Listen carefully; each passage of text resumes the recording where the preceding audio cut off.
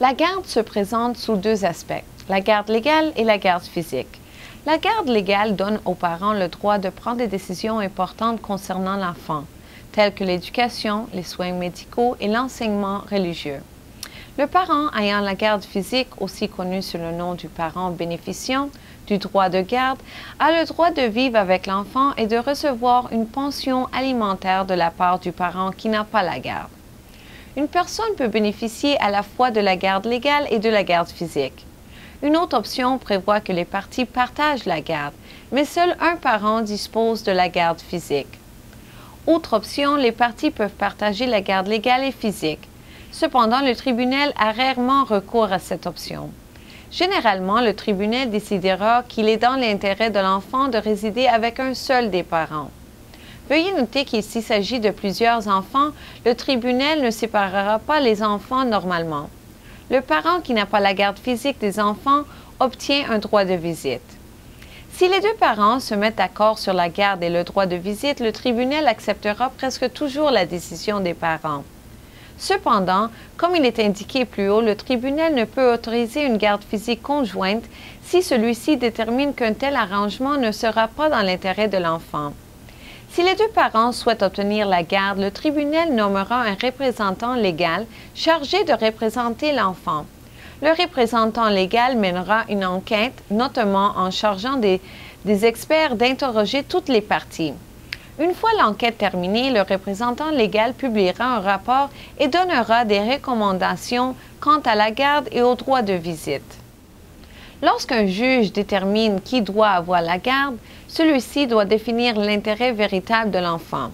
Le juge peut notamment considérer avec quel parent vit actuellement l'enfant, quel parent peut fournir le milieu de vie le plus stable, les antécédents de violence physique et psychologique et l'abus de drogue par les parents, la santé physique et mentale des parents et avec quel parent l'enfant souhaite vivre, si l'enfant est assez âgé pour exprimer une opinion.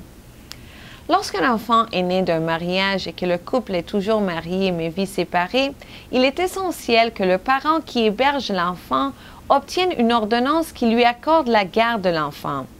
Sans une telle ordonnance, l'autre parent peut enlever l'enfant et quitter l'État ou le pays. Une ordonnance accorde la garde de l'enfant contribuera grandement à ramener l'enfant si le parent qui n'a pas la garde enlevait l'enfant et quittait New York.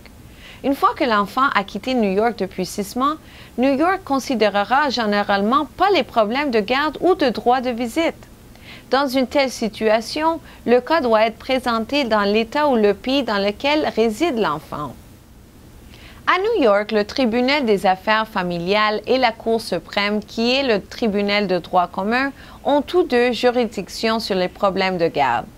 Si les parents de l'enfant ne sont pas mariés, ils se présentent devant le tribunal des affaires familiales pour obtenir la détermination de la garde et du droit de visite. Si les parties sont mariées, ces problèmes sont généralement réglés par la Cour suprême lors d'une procédure de divorce.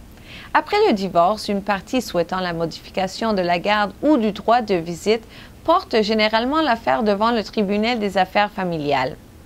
Eu égard au droit de visite, le parent qui n'a pas la garde physique dispose des options suivantes: droit de visite raisonnable et droit de visite spécifié, qui par exemple peuvent être limités à un week-end complet sur 2 et des vacances spécifiées, ou bien au samedi ou au dimanche chaque semaine, plus des vacances spécifiques. Dans presque tous les cas, le tribunal considère qu'il est dans l'intérêt véritable de l'enfant de fréquenter le parrain qui n'a pas la garde. Si le tribunal détermine que la sécurité de l'enfant pose problème, celui-ci peut accorder un droit de visite à condition qu'il soit surveillé.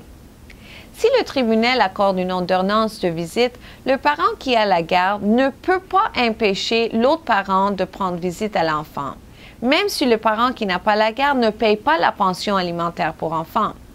Le droit de visite et la pension alimentaire sont deux affaires distinctes.